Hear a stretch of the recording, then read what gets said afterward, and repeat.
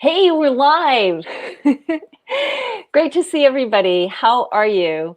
I'm Lulu Friesdat, and I am the Executive Director of Smart Elections, and we have a really important program for you this evening. We are looking at HR1, S1, that's HR in the House and S in the Senate, and it's called For the People Act, and there's a lot of momentum behind the bill. It's already passed in the House, and it has the co-sponsorship of every single Democratic representative. So that's a lot of momentum.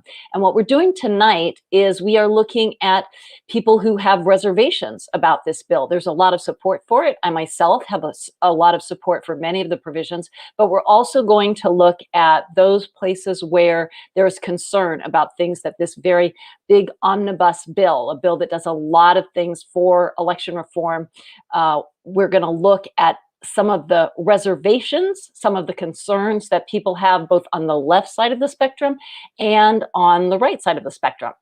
And so I just want to make sure that everybody's here and comfortable. So I'm just checking in the comments, and I see that we have some people joining us. So I know we're broadcasting, and I can tell you just a little bit about us.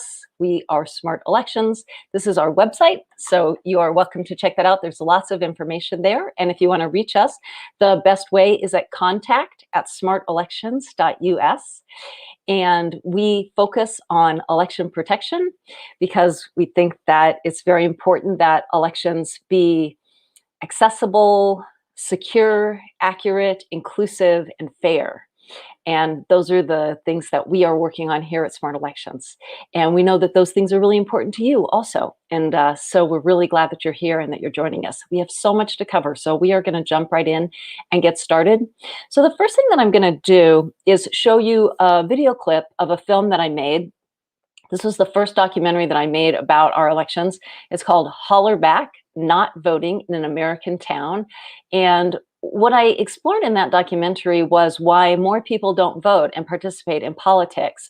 We tend to have about a 60% participation on average in presidential elections, and it's fairly it's not great. It's not the worst, but it's pretty low in terms of the major democracies. If you look at other democracies, they might have more participation rates of 70, 80. If you get into some of the really well-functioning democracies, like in Scandinavia, you're talking about very high participation rates. Australia probably has the best, but they have mandatory voting.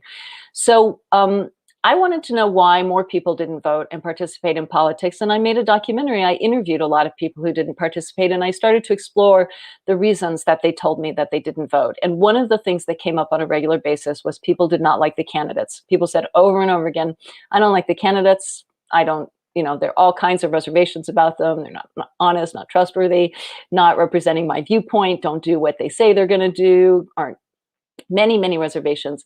But one of the things that came up is that third-party candidates have a very difficult time getting on the ballot, and that it's not a fair playing field.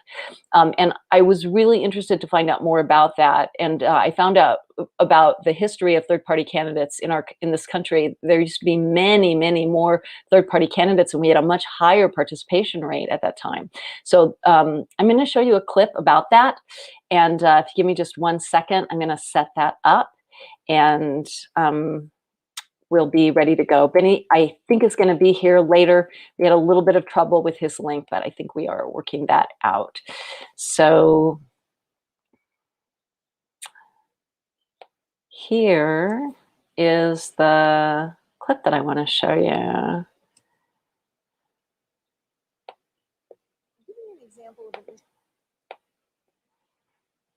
Okay. And we're going to make sure that we have the audio. That's always very important. We've had times where we've had technical difficulties, but I think we're going to be good this time because we're going to make sure to share that audio. And this is from the film that I directed and produced. It's called Holler Back, Not Voting in an American Town. This is about third-party candidates. Give me an example of an issue that you brought to the campaign that neither of the major parties was discussing. Single payer health care.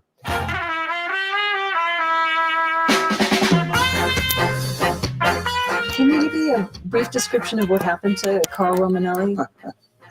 A brief description, you're like, 2 words, got screwed. In order to qualify for the ballot after my party nominated me, I needed to gather at least 67,072 voter signatures. They have this arcane formula that you have to get 2% of the highest vote getter in the prior statewide election. That's how many signatures you need. The Democrats' minimum number of signatures is 2,000. Bob Casey, when he ran for U.S. Senate, he only needed 2,000 signatures. Because he's a Democrat. Yes. And who makes those rules? Republicans and Democrats. How many signatures did you get? 99,802. The Democrats filed a challenge. It's terrible what they did to Carl. My name was not allowed to appear on the ballot. It's chilling. It hurt to have election day come and go and not even have that choice on the ballot. All we're looking for is an even break. We should all play by the same rules. They're on the ballot, I'm on the ballot, we're all in the debates.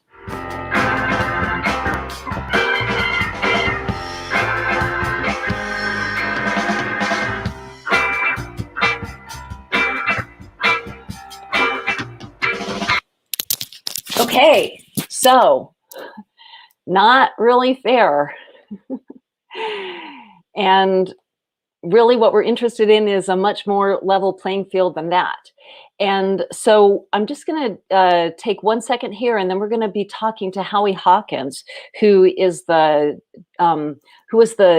Green Party candidate for president in 2020, and he's going to talk to us about how HR1 really doesn't create a level playing field. And I just have to take a moment to work out this link situation with Bennie and get him on the call because he's trying to access us. And I think we can get it to him. We just had a little bit of a snafu. So hope you'll just bear with us because it's always great to have Bennie here with us. So I think that should get him here. Okay, hopefully that does it, and he'll be with us soon. So this is Howie Hawkins, and he's staying hydrated, which is great. Great to have you with us, Howie. How are you? I'm good. Thanks for having me. Terrific. It's our pleasure. I know you've done some wonderful work. So what was your response to that film clip? I feel Carl, because I've been in the same position. And now in New York, they just tripled the ballot access requirements in a bill that passed under the cover of the COVID pandemic.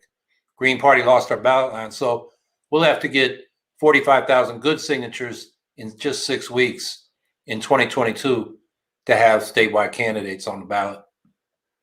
They tripled the ballot signature requirement? Yeah, it was 15,000, and you had to get 50,000 votes for governor. Now you have to get 2% of the vote, or 135,000, whichever is more. 2% is more. In the presidential election, it was 172,000. So it more than tripled the number of votes we needed to stay on the ballot, and doubled the frequency from just governor's races every 4 years to governor, president, governor every 2 years. And what's the rationale for that, for the increase? Well, it's not rational. Let's put it that way. Cuomo says, since we're going to public campaign funding through a matching funds program, we can't afford third parties. But the point is, the money doesn't go to parties, it goes to candidates. You know, I could petition onto the ballot by independent nominating signature and qualify for the matching funds. So, I mean, it doesn't go to parties. And the other thing he said was they wanted to get the transactional parties off the ballot. In other words, the parties that are cutting deals. Those are the fusion parties, the parties that cross-nominate the major parties.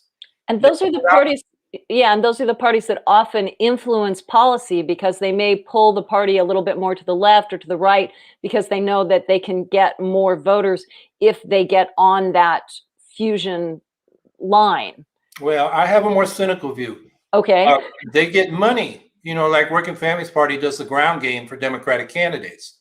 So the Working Family Party gets money and the Democrats give it to them from corporate sources, for the most part, if Working Families does the ground game.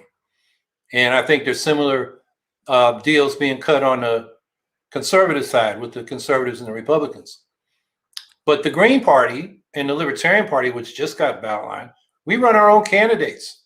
We're not cutting deals with the major parties. We're presenting another point of view. And so your position is that the Democrats and the Republicans are doing everything they can to keep those independent parties off the ballot.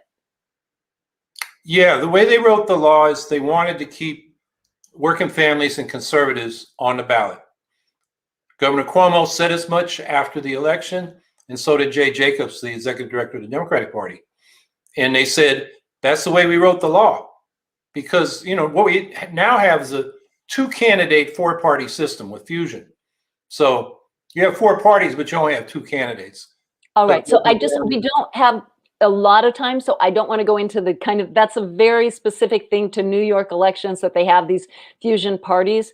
But what I do want to focus on is the overarching concept, which is that it is not unusual for the big parties to kind of put some sharp elbows in and make a tough obstacle course for third parties to participate. That's historically been going on for decades, right?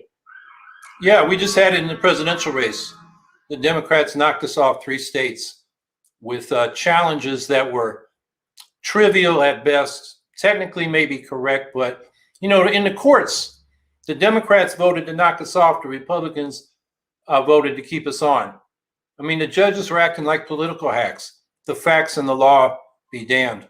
I do think that the judges have become much more political. We've seen that over the course of time. And Bennie's with us now, so I'm going to make sure that we can add Bennie to the conversation. Hey, Bennie, great to have you here. Hey. So glad you could join us. Sorry for the snafus, but it's great that you're here. And Howie's with us, and I'm sure you're going to have questions for him also. So I'm going to put Howie center stage. I think we're able to do that. And then we can start to ask you some questions about HR1. That's what we really want to focus on tonight. So as I said in the intro, and many, many people are familiar with this bill and what a transformational bill it's going to be to our elections. And I just want to establish overall, there's many provisions in the bill that you support. Is that correct? Yeah, I think there are a lot of good provisions. It's the campaign finance section that is problematic. Okay, and since we're focusing on critiques, that's what we're going to focus on tonight. If people want to hear more of the positive things about about HR1, we did, I believe, 2 forums previously about HR1, and so we'll put the link for that in the chat. I think I can grab that pretty quick. So if you want to go back and see, we had a really great meetup with Jennifer Ahern from CREW, which is Citizens for Responsibility and Ethics in Washington. And she answered a lot of questions about HR1 at that time. And that's more of the, CREW is supporting HR1. And so I'm going to go ahead and put the link for that into the chat. And this is the more of the HR1 positive aspects or more supportive forum that we did, and feel free to check that out. And this forum is more dedicated to concerns that we have about it. So what are your concerns about the campaign finance section, Howie? Well, we do have an existing public campaign financing program for presidential candidates. And what this does is increase by 5 times the amount of money that candidates have to raise to qualify for matching funds. So let me just make sure, when you say what this does, you mean what HR1 would do is raise the amount by 5 times that candidates have to raise in order to qualify for those matching funds. That's right. And all the third-party candidates, since the first one that got matching funds in 1980, wouldn't have qualified under the new proposal. So it becomes a program for major party candidates, basically. I see. And the increase goes, I think, from you have to raise 5,000, and what it is now, instead it has to go up to 25,000 from 20 states, from 5,000 in 20 states to 25,000 in 20 states. So that's going to be a very difficult bar to meet. Yeah, for upstart third parties, for sure. And is there a chance that that would literally prevent the Green Party from running a presidential candidate in the next, in the next election cycle? No, we would run somebody. First, we got to get on a ballot. We already talked about how hard that is, but we won't be able to get public funding. It'll just be for the major party candidates. So it's going to make your job much, much harder to reach people. Yeah, well, what's been going on is I'm the only candidate in 2020 that applied for matching funds and qualified. The major party candidates have stopped taking that money because currently there's a cap on how much private money you can spend if you accept primary matching funds. And this year was about 52 million. But none of the major party candidates thought that was enough. I think, yeah, this is a great point to bring up this other issue that we want to bring up, which is just the massive amount of money that's being spent on campaigns. And I think it's really important that we talk about literally how much money are the two major candidates spending on campaigns. Yeah, well, the two of them spent 6.6 billion counting in independent expenditures. But what HR1 does is remove those caps. If you accept public money, there's now no limit on the amount of private money you can spend. And given that it's for major parties, it's like adding a little public subsidy to major party candidates and saying you reform the system when they can go and get unlimited private money, which we know has been exploding, particularly in the last dozen years or so. So let me make sure I understand this correctly. So with the new provisions in HR1, the way that it would work is that there would be a matching funds system, and you could get public money matching your funds, but there would be no limit on how much you could spend. That's correct. Literally no limit. You get the public money, but there's no limit on spending. It seems like a contradiction. The whole point of public funding is to try to rein in spending, but this seems like it's just sort of pouring oil on the fire. You're just sort of giving people more money. Yeah, the point is to rein in special interest money. I mean, the reason this public funding system was set up is Nixon was getting paper bags and suitcases full of cold cash from corporations like Pennzoil and dictators like Somoza in Nicaragua and the Saudi royals. That came out during the Watergate investigation. So they decided in Congress, let's publicly fund the presidential elections. And for the most part, it worked until about 2000. I mean, Reagan and Carter would have been dead in the water in January 76 as the primaries approached if they hadn't got that matching funds payment in January, which enabled them to continue. And then there's also but they were capped on how much they could spend because they took the public matching funds, right? There was a limit. Right. That's what's gone now in this HR1 version. No limit. No limit for publicly funded candidates. Right. I have a question for Howie. Just to play devil's advocate, there are some who say that the limits were old, they were outdated.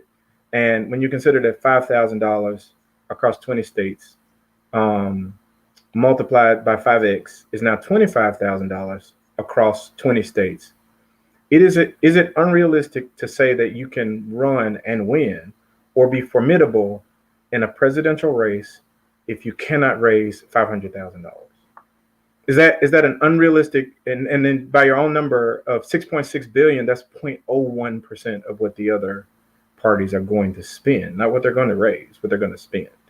So what is your response to someone who will say, well, if you can't raise $500,000, you probably shouldn't run for president? How do you respond to that? Well, if you have a point of view that's not represented in the two-party system, you shouldn't be told you can't run because you can't win. How about you run so you can build up your support and live to fight another day? That's what the system should do. It should enable more voices, more choices.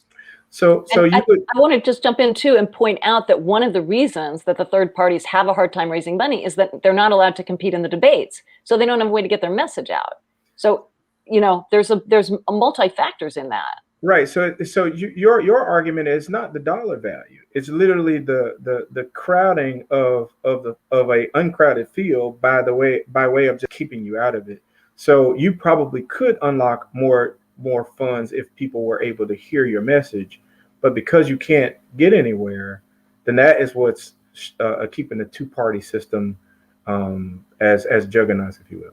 Is that the correct thing? Because I've never really heard anybody. I've thought this, basically if you could get in, you could be heard a little bit more, and that's why you have people like Ron Paul, who's a libertarian, will pick the Republican ticket, and then he'll turn out to be very popular because people got to hear his message. So I get it from that perspective, but then again, there is a monetary argument that most people just focus on a monetary argument and they don't hear the collective argument of living to fight another day. I think you made it very poignant to say, well, if I can keep building this momentum, then I may get $500,000. I may get a dollar per 500,000 people. Money is a factor. Mm-hmm. I was totally blanked out by not just the corporate media, the independent progressive media in this race, because people thought the stakes were so high. They didn't even want people to know there was another alternative to the left of Biden.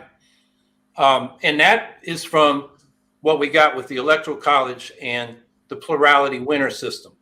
That's the biggest factor. If we had ranked choice voting, you could vote for me, rank me first and Biden second, knowing it's not going to help Trump. But that's the biggest factor that deters the Green Party and other third parties from making headway. I mean, we have won over 12. I'm sorry, Howie. I'm sorry to interrupt you, but we have a limited amount of time, and I want to make sure that we focus on HR1 because that's really what our topic is tonight. Sure. And there's other problems that you had brought up. Howie wrote this really interesting column in Counterpunch, and he also put up a policy paper, and I have a link at least to the policy paper. And do we have a link to the Counterpunch also? Yeah, I sent it to you. Okay. I can put it in the chat. Yes, please, if you would, that'd be great. And I'll put this link to the policy paper. And that's the policy paper here that outlines some of these. Private chat. I don't seem to be able to get it to the comments. Oh, no problem. We'll copy it over there. Okay, good. Great. Terrific. So this is the article that he wrote in Counterpunch, and I think it's going to be published shortly. Is that correct? It's slated for Counterpunch?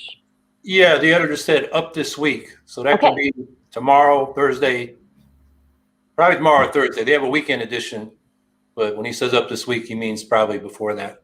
Terrific. So that, I think, goes into more detail about some of these issues, but I want to make sure to get to at least one more that I have to admit that I was pretty stunned about. And this is the idea that the amount of funding that is allowed to go from the national parties to the presidential candidates increases from $5,000 to $100 million. And this was just shocking to me. And I'm going to share my screen because I have this lit up in the, this is the policy paper that Howie put together. It increases the amount national party committees can contribute to presidential candidates from $5,000 to $100 million. And each party has 3 national committees, right? That's the DNC plus the Senate and the Congressional Committee and the RNC and their committees. So that brings the total increase from 15,000 to 300 million. That's just stunning increase of money. Yeah, and that opens the door to big donors because while you're limited in what you can give directly to a candidate, under the current law, it was 5,600, primary 2,800, general 2,800. In 2020, you could give 109,000 and change to each party committee.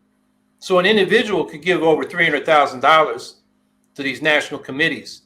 So, the big players they can give a lot of money to the national parties, and then that in turn will go to the presidential candidates. So it's a little bit complicated, but what you're saying is that an individual could now give up to $300,000 to these, combined to these different committees, and then those committees can give up to $300 million to each candidate. Currently, they can give over 300,000 to 3 committees, but each committee could only give 5,000 to the presidential candidate. So it's a huge increase. And do you want to talk about that and what your concerns are about that? Can I interject for you, Howie? Because you brought this in. It's a point that most people don't hear about in campaigns, and those are IEs, the independent expenditures.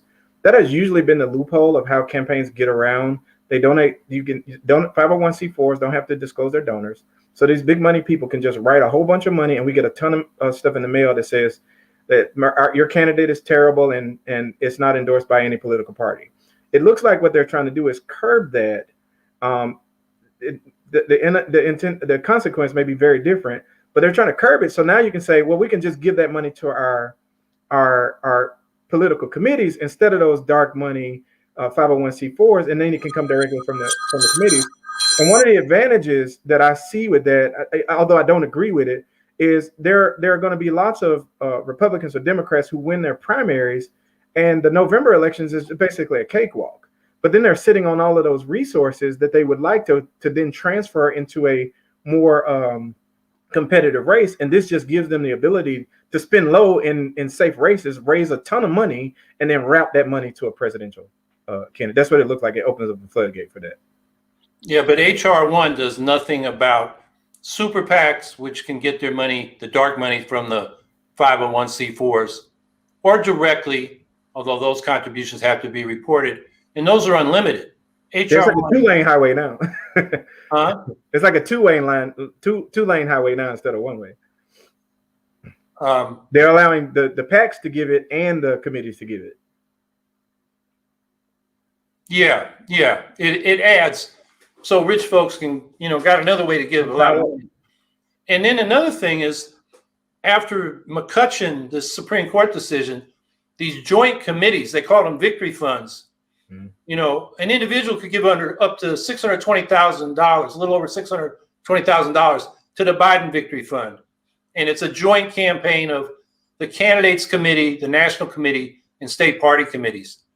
So all I'm saying is there are a lot of avenues for the super rich to give money, both that's reported, but also the dark money.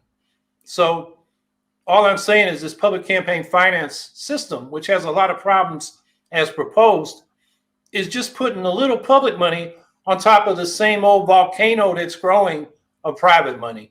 And what is your suggestion? What are you advocating for as a remedy? Because I know there are things you like about the bill. Yeah, well, I think they should just take the campaign finance program out of HR1, pass the good stuff, and then address campaign finance separately.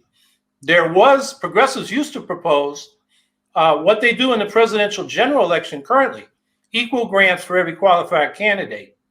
And Maine does that for state elections. Arizona does that for state elections. Connecticut does it too, although they got extra burdens for third-party candidates, which I don't like. And that's the clean money. That's the clean money system that's right. What they call it. And it's basically, there's no private funding at all. You get you have a small amount of private funding that you raise, and then you get public funding match, and you don't spend any more money outside of that, right? Right. You run on clean public money, and everybody has the same amount to run on. The other change, and this will deal with the dark money, the super PACs, and that is, you need a constitutional amendment to say money is property, not speech, which the Supreme Court has said it is. That's how they justify giving the rich the ability to spend unlimited amounts on political elections. And that corporations are artificial creations, not natural persons with natural rights. And there's an amendment called We the People. It was HR 48 in the last Congress. It's about to be reintroduced. And that would address that problem, which you have to address by constitutional amendment because of a number of Supreme Court decisions that have interpreted the Constitution to say money is speech, not property. Right. And I want to take this opportunity to read this I reached out to read a statement, or it's really an email that one of our regular contributors sent to us. This is Jennifer Ahern from CREW, which, as I said before, is Citizens for Responsibility and Ethics in Washington. And I reached out to her and asked her about some of these problems. And this is what she said to me, via email. I think that's worth sharing. She said, "It's true that the campaign finance provisions in HR1 don't include new limits on spending, but the Supreme Court has been quite clear that such limits would not be constitutional." So that's what you're talking about, Howie. So I think what she's saying there is that the reason why there's no limits on the spending is not because they don't want them, but because they don't think they'll hold up in court. And she says most experts think a constitutional amendment would be needed to impose those kinds of limits. Same as what you said. And then she also just, in terms of advocating for the bill, she says HR1 substantially increases disclosure rules for political spending, requiring major donors to be disclosed and bringing political spending on digital ads into the current campaign finance regime, closing one of the biggest loopholes that big spenders use. And she also talked about the FEC, how that would be a little bit stronger as well. Do you want to have and we're almost out of time here, but do you want to quickly respond to what Jennifer said? Yeah, there are some disclosure improvements. That's in another section of the bill, the ethics section. And the bill has three divisions: voting, campaign finance, and ethics. So I'm not saying remove those disclosure rules, but those disclosure rules, as she pointed out in the first part, because of the Supreme Court decisions, only can reach so far. Right. Like, the nonprofits that don't have to disclose their donors and then pass it on to super PACs. From what I read, HR1 still doesn't get at that money. I see. So it's not going to solve all our problems. I think it's unlikely, to be frank, that they're going to take the campaign finance portion out. I know that Sarbanes, that's one of his kind of big issues. But what if people advocated for at least keeping the public matching funds as they are, and taking away that, we didn't really get into it, but there's a 6-to-1 matching 6-to-1 provision that actually exacerbates the differences between small and large candidates. So what if people advocated to take one or two of those provisions out, or keep them the same as they are now, but just making an adjustment for inflation? Would you think that would be an improvement? I think for the third party candidates, if the qualifying standard remained the same, that'd be an improvement from our point of view, despite all the other problems. At least we could be included in public funding. Great. And the 6-to-1 requirement, try to just make that a 1-for-1 match, something like that. Yeah, what people have to understand, a 6-to-1 match increases the disparities in funding people get from the public fund 7 times. So if you barely qualify at $500,000 for the presidential matching funds, you'll end up with $3.5 million. If you're a $5 million candidate, like small donors for Julian Castro or Marianne Williamson was, you would get $45 million. So the disparity between the candidates increases from $4.5 million to $31.5 million. It's a huge difference. 7 times. Yeah, it's larger. really, really magnifies the difference between small candidates and candidates that are able to raise more money. Well, Howie, I think that's what we have time for, but it's really, really, it's just great to have you here with us to lay these things out. It's a huge bill. It's 800 pages, and a lot of people just, it's a lot for people to go through and to understand. So we really appreciate you going through this with us and spending the time with us, and we appreciate all the work that you've done. Yeah, I read the policy brief. It was really concise. Okay, well, the article is a little more not so dry, and I found some new information out. Okay. So check that out too. I'll look next week. Terrific. We'll try to send that out in our follow-up email to make sure that people have access to that article. And thank you again for being with us. Yeah, you have first access. I scooped Counterpunch. So everybody look on Counterpunch. Give them some hits. You heard it here. Smart elections. We're on the pulse here. We're ahead of the curve. All right, Howie. Thank you so much. All right. Thank you. Thank you, Howie. Okay. So we have another guest coming up with us next, and I'm really excited. her name is Sue Becker, and she's working with a conservative think tank. But before we do that, I just want to go through a few different points. There was kind of a big election security powwow that talked about HR1 and some of the concerns or improvements that people in the election security community would like to see. And I wanted just to do kind of a quick buzz through. I think I created a document that had just a few of the kind of like greatest hits of what people were talking about in that document. Let me just pull that up. And let's see where I put that. So there were quite a few groups on the line who, it was like a 2.5 hour sort of marathon call. I thought I had that up. I have to go find that. HR1, no. Give me 1 second and I will locate that for you. What did you think about Howie's comments, Bennie? I thought they were really good. You know, a lot of people don't hear it in practice; they just hear it in theory. So hearing it just from a monetary issue is not the public's concern as nearly as much as the people who are trying to raise a bunch of money, going to fundraisers. Because literally, when you think about a campaign, a local race now, if it's a significant race, you got to raise $1 million, right? So, and that's just the nature of the beast now, and it's just the floodgates are being widened more and more because there are a lot of people who understand that they have to play the law of averages, and having as much money as possible to spend is the difference in between winning and losing. Even though I don't believe that, it just a lot of people believe it. Yeah, and I know just from Smart Elections, when we have to raise money, it's hard to raise money when you don't have those big donors. And when you do have the big donors, you do feel a little indebted to them. So you really start to understand personally how it works when you have to start raising money. These are some of the changes, I would say, kind of the best, like the greatest hits, the changes that had the most support on this election security call that I was on.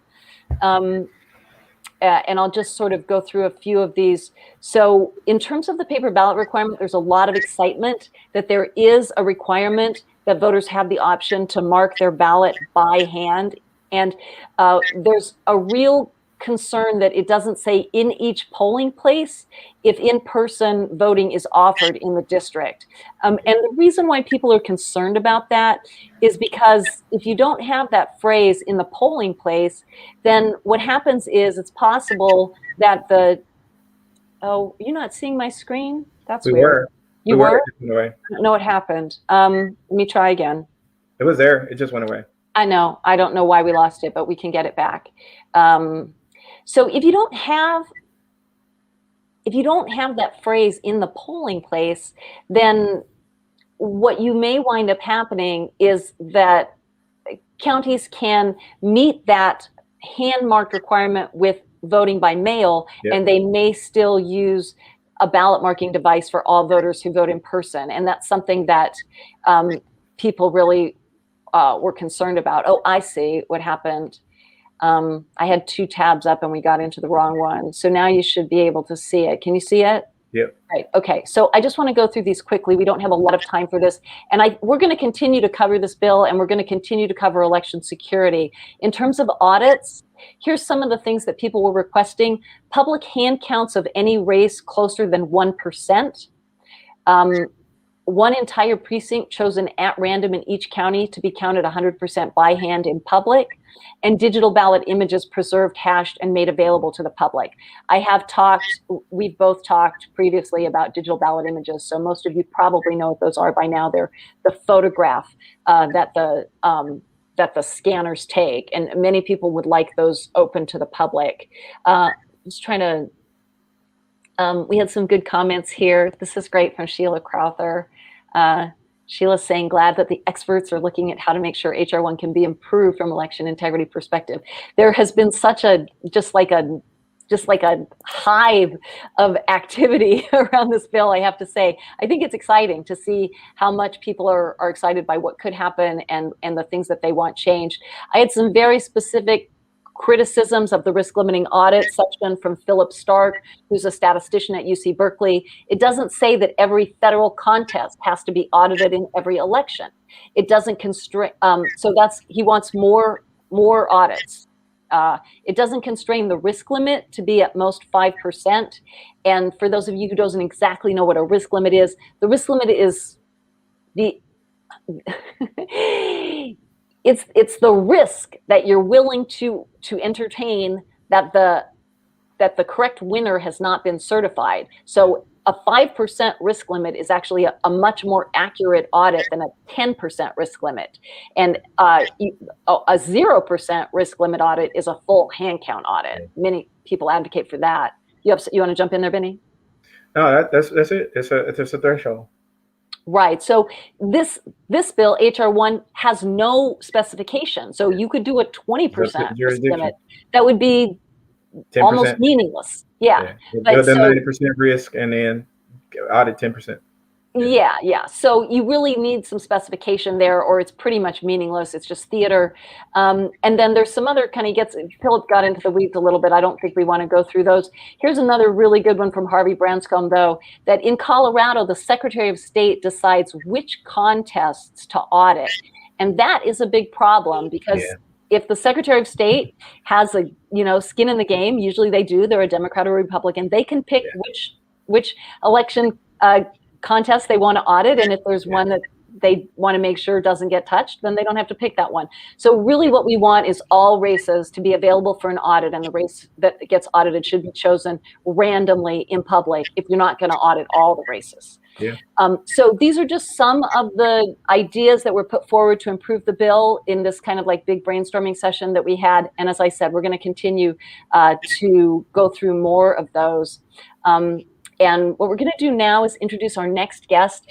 And I do want to say we don't have much time to talk about fundraising, but we're fundraising here at Smart Elections, and we really, really need your help. We're trying to get matching funds. We need your matching funds, yes. If you know someone who wants to put up $10,000 for matching funds for us, we could really use it. So we currently are in a fundraising drive. We are trying to raise $60,000. And we are extending the time. We were going to try to do it by the end of February, but we're going to do it by the end of March instead. And if you haven't given yet, please go to our website and do make a donation. We would encourage you to make a monthly donation, and we would encourage you to become a tax-deductible monthly subscriber. All of the deductions, all of the contributions are tax-deductible. And you can also just think about things like, who do you know that can help us? We had somebody last week who emailed us and said, hey, there's a foundation that's perfect for you, and they're helping us apply now. So there's lots of ways that you can help us, but we really do need your help. And we do hope that you'll go ahead and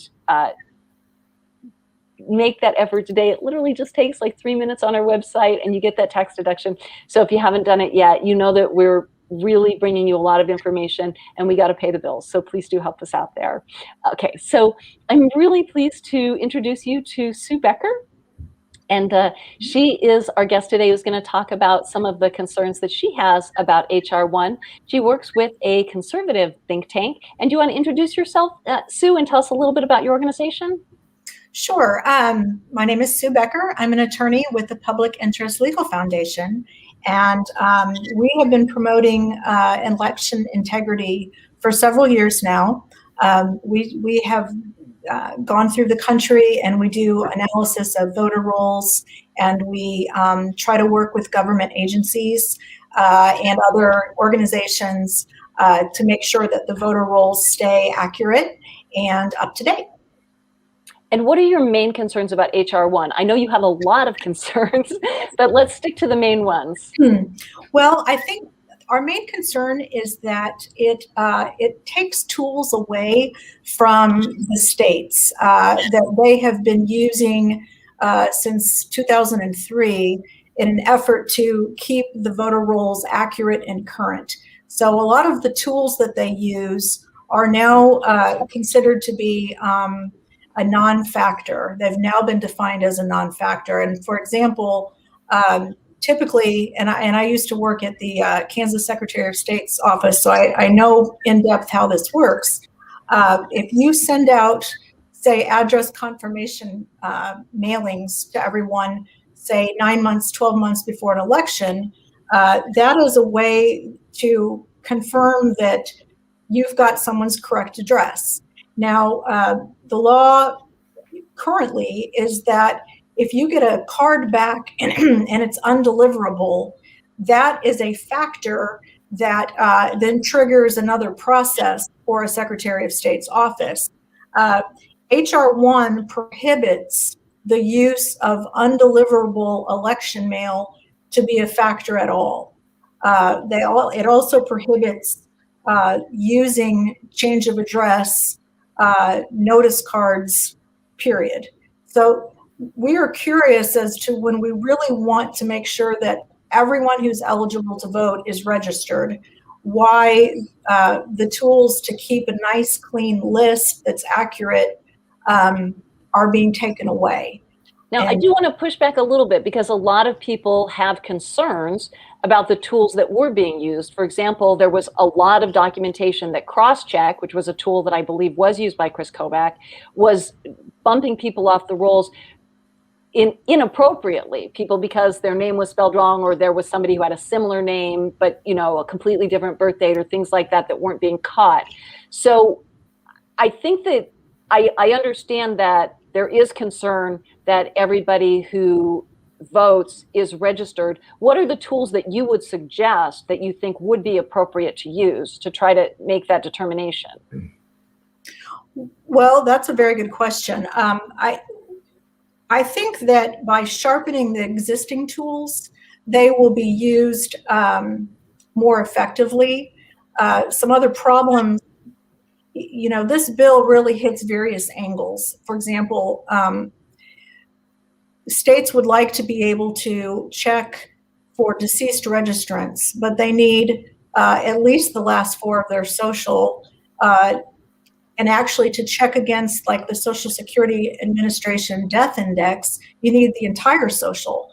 Part of this bill, another thing in HR1, is to make it illegal for states to get any more than the last four digits of the Social Security number.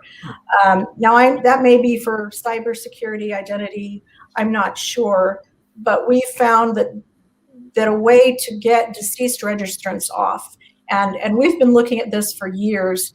There are typically anywhere from 10 to 20,000 deceased people on a voter roll at any given time per county, and we've looked in-depthly in Pennsylvania and Florida. And why that may seem like it's not a big deal because they're deceased, they're not going to show up, that essentially makes your voter roll much bigger than it should be because it's extra waste, if you will. And it does provide, you do hear randomly stories of maybe a neighbor saw their deceased neighbor's name on the list and they signed their name and they vote. Or worse, with the COVID, the ballots are getting mailed to homes where maybe grandma or grandpa has passed away and they get a ballot that's sitting on the dining room table and it gets turned in. And so I'm aware that these type of bloated voter rolls can in fact be used for fraud and abuse. One of the counties that I investigated as a journalist was Broward County. Broward County has an extremely bloated registration list, and there are people on those rolls who are over 120 years old. And there is concern among people who investigated Broward County about how they put people on the roll to vote permanently as absentee, and then those ballots come back directly to the board. And then if the board wanted to, if there was corruption at the board, they do have an opportunity for fraud there. So I don't think that your concerns are falling on deaf ears at all, but I do think that there is a certain amount of cynicism, certainly among the Democratic community, about these issues being raised because for years, many people have also been bumped off the rolls inappropriately. In New York in 2016, we had 200,000 legitimate voters purged from the rolls in Brooklyn, and it was painful for those voters. They couldn't vote.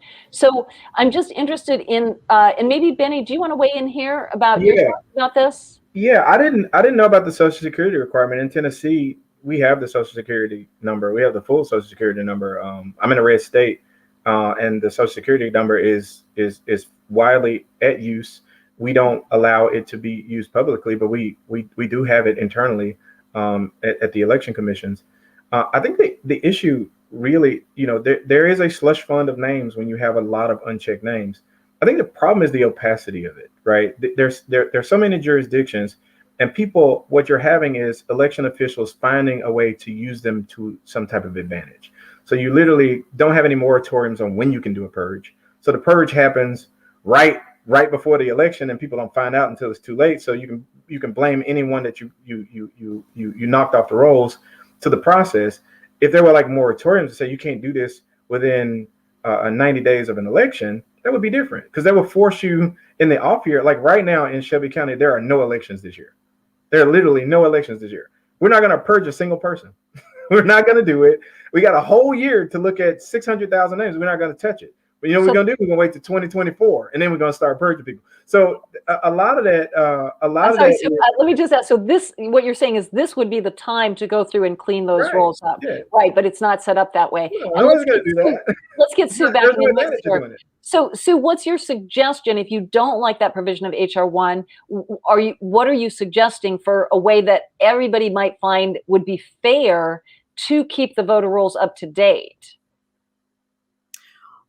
Well, again, we think that the tools have generally been working. And I just want to respond because Bennie made a very good point.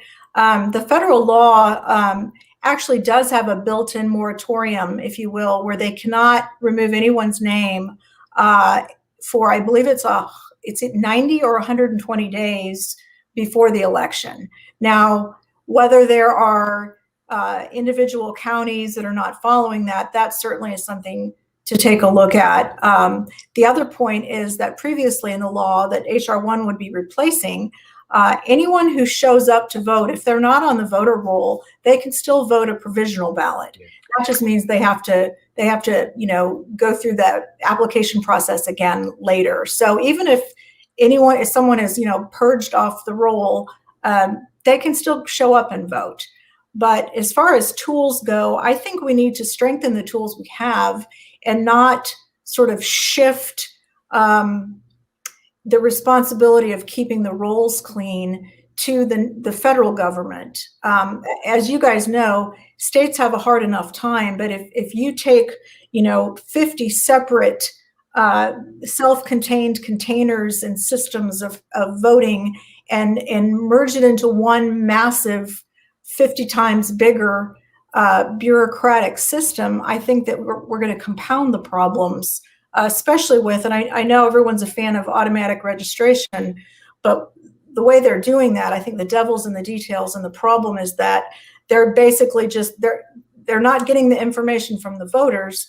They are basically downloading my personal data from every database that I'm in, and then they're going to decide what address I'm registered to vote at. That's going to be very confusing for people. And again, it's going to bloat the voter rolls. So I think there are a lot of good ideas. I like the internet registration. I think that's a very good idea. I like the idea of the teaching the high school students about the electoral process. Now, I don't think that we really should be registering them to vote at age 16 because HR1 also prohibits anybody from challenging someone's eligibility to vote. So there's...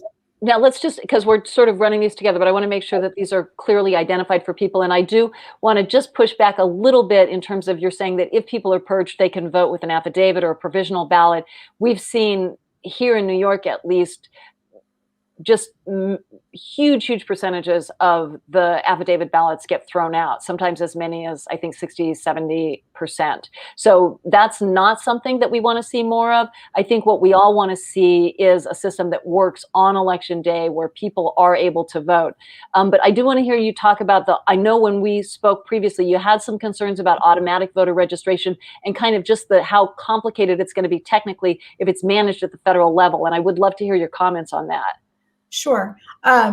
Well, ideally everyone will go vote, and obviously it's for some people it's more difficult. Obviously there's a lot of lawsuits about that, or at least there have been in the past. Automatic registration sounds like a good idea, but the problem is the way that this bill decides to address it is that it's basically downloading from various databases, including all types of social service databases and agencies that deal with people who may be ineligible to vote. For example, an immigrant who is not naturalized yet needs to wait for the naturalization process, but they may start receiving social benefits or other things that they're going to be in a database.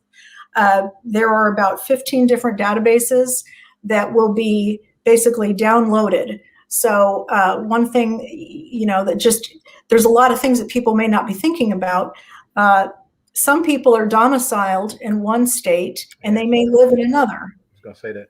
Yeah, and so where you vote typically is sort of the bottom line in the law about where you're technically domiciled. So this is going to take the power away from individuals to determine where they file their taxes, because all of a sudden the government is going to tell you, based on your data being in various databases, where you need to vote. And what if they're wrong? And they're telling you live in another state. I mean, can you imagine the red tape when the entire country is being told where they need to go vote as opposed to just their local county?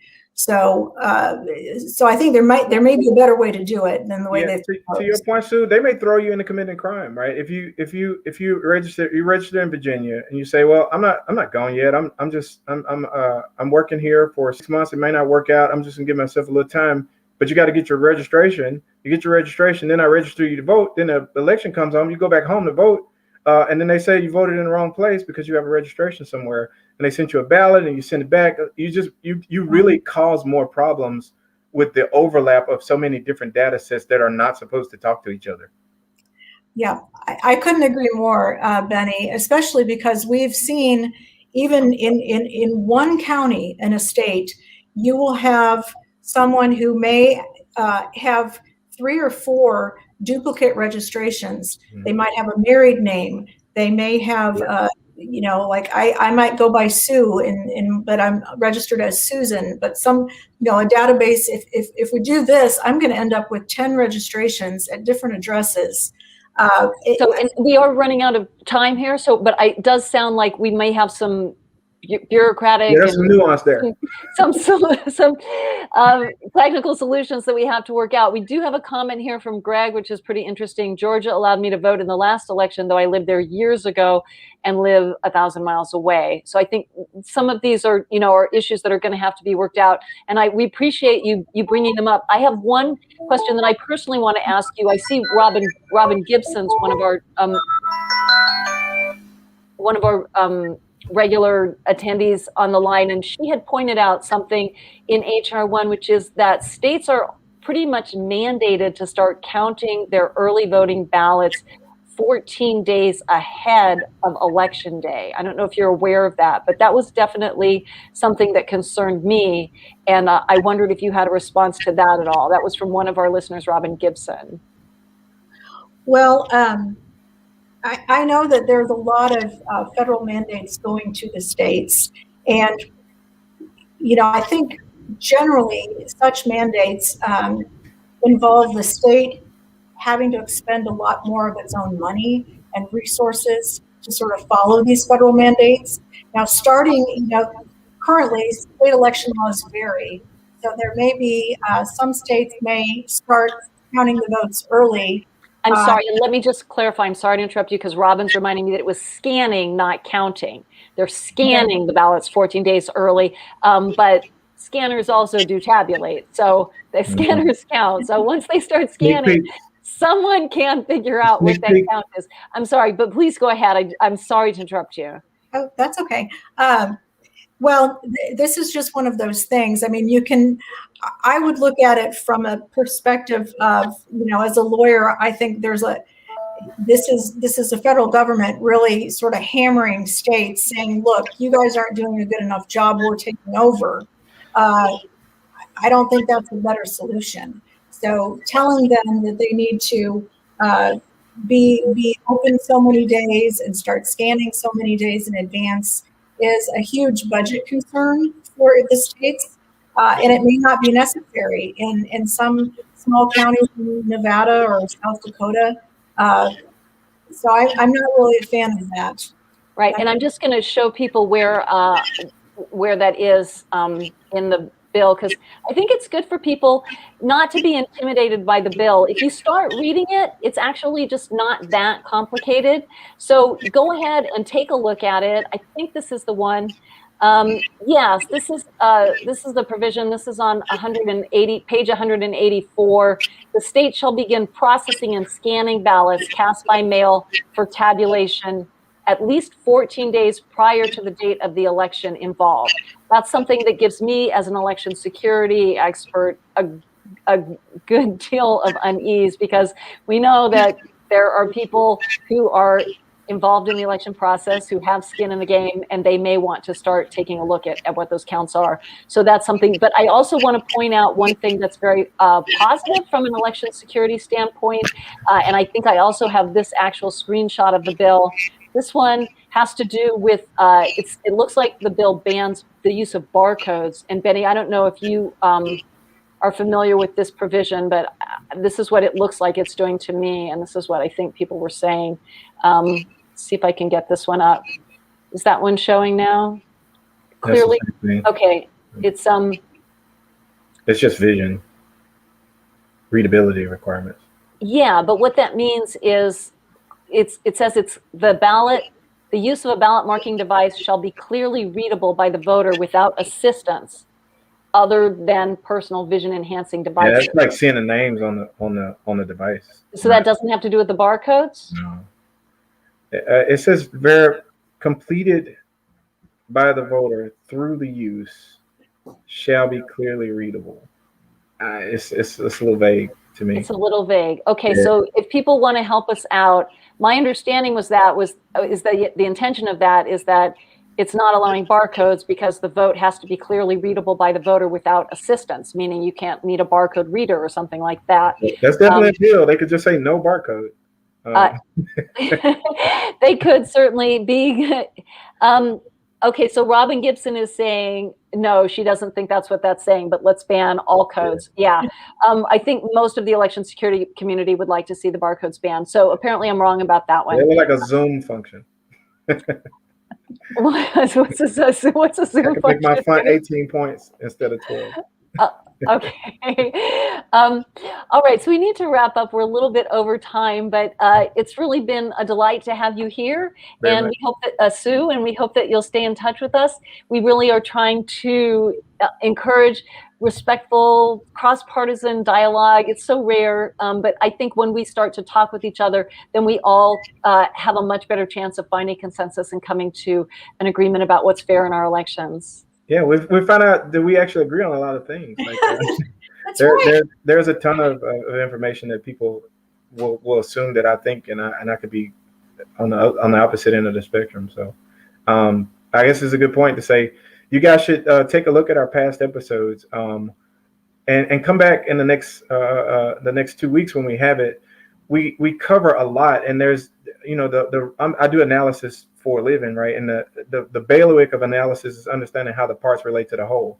And we're giving all these parts so that you can see how they relate to the whole. So if you could watch the past episodes and come back to the newest ones, there are some building blocks that are coming here. And what's going to happen at the next election, this group of people is going to be so much more prepared because we will have covered all the basics, and you'll see all these pieces at play in there. They'll be a lot more familiar to you. Awesome. So, Sue, we're going to say goodbye and say thank you so much for being with us, and we'll close out. We'll hope to see you again soon. Thank you. Thank you, Sue. Okay, I thought that was fascinating. And I want to put up the link. The group that Sue works with, and they're called the Public Interest Legal Foundation, has many reservations about HR1. So she was being respectful about the amount of time that we had to discuss it. But I will put the link in the chat so that you can look at some of their other reservations. I will say that some of their reservations read like a wish list for progressives. So part of it really depends on where you are on the political spectrum, Right. whether something looks like a problem or something or a solution to you. So I think the point of these conversations is to try to get to the point where the elections can be as fair as possible. Because what we're doing, and this is the Public Interest Legal Foundation information about HR1, just putting that link into the chat. And what we're doing right now with HR1 is we're changing the rules of the road in a very, very big way. And if we don't make sure that we do it in a fair way, then what we're going to wind up with is different elections, but elections that still aren't fair, elections that are still weighted for one party or another, or some candidates. Yeah. And I think what many of us would really like to see is an even playing field to the best of our ability. Fair. Yeah. So we're going to close out. And again, we are Smart Elections. That's our website, smartelections.us. And there's lots of ways that you can support us. We talked about the donations. You can also, as Bennie said, check out our playlist. The links are all down below. And we've made a playlist of all of our past episodes. You can also follow us on Twitter. You can follow us on Facebook. We have those links for you down below. Also, this is our Twitter handle. This is our Facebook. We are on Instagram, and we would love it if you would like us there and follow us there. And we're on TikTok, and we're going to be putting up more videos there. And so, as Bennie said, come back, and here is our next forum. So we'd love it if you come back and join us, and you can sign up. I'll make sure and put the link for this into the chat, so you can sign up for our next forum.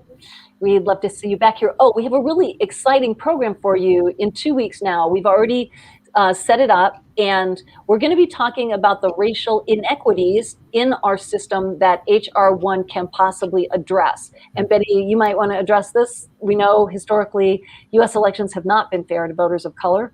And right. You want to briefly bounce on that?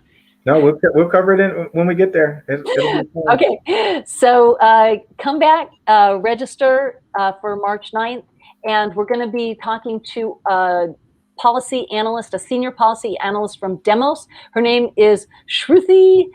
I'm sure I can get this, Shruti Banerjee. And she looks fantastic. So I'm really excited about that. And I hope that you're going to come back and join us then. So keep working, keep hoping, and just remember, this is what democracy looks like. Good night, everybody.